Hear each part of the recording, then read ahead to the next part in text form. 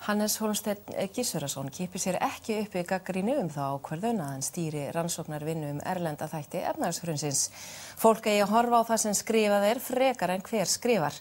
Sagnfræðingur segir það aftur á móti ómögulegt að aðskilja höfund og það sem hann skrifar. Hjörtur Hjartarson segir frá. Fjármálaráðuneytið mun greiða Félagsvísindastofnun Háskóla Íslands 10 milljónir króna fyrir verkefnið, þar sem ætlunin að meta erlenda áhrifaþætti á íslenska bankahrunið. Verkið skal taka 1 ár.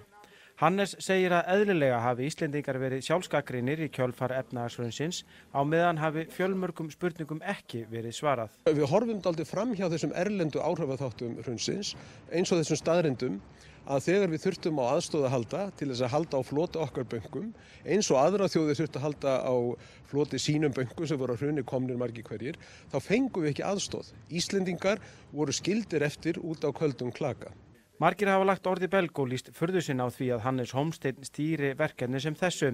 Hannes sat í bankaráði Seðlabankans frá 2001 til 2009, var náinn ráðgjafi Davíðs Oddssonar og áhrifamaður innan Sjálfstæðisflokksins. Hannes segir ekki að neitt hvítþvott á þætti Sjálfstæðisflokksins í efnahagshruninu verði að ræða í skýrslunni.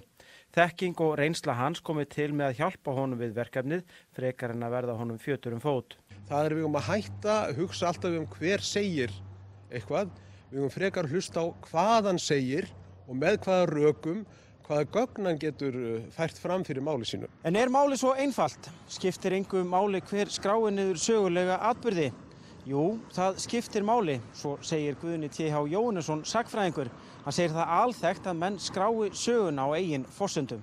Þótt flestir stefna að því að vera algerlega hlutlægir, þá það ómögulegt. Við erum öll börn okkar tíma með okkar eigin dóma og fordóma. Hverjir geta þá skrifað niður sögulega atburði? Það bara þakkarvert að sem flestir rannsaki sem mest í hruninu, eins og öðrum hlutum úr liðinni tíð. Öllu ber að taka með fyrirvara eins og sagan sýnir okkur. Það var Winston Churchill sem sagði að dómur sögunar yrði honum hagstæður því að hann ætlaði að skrifa hann sjálfur.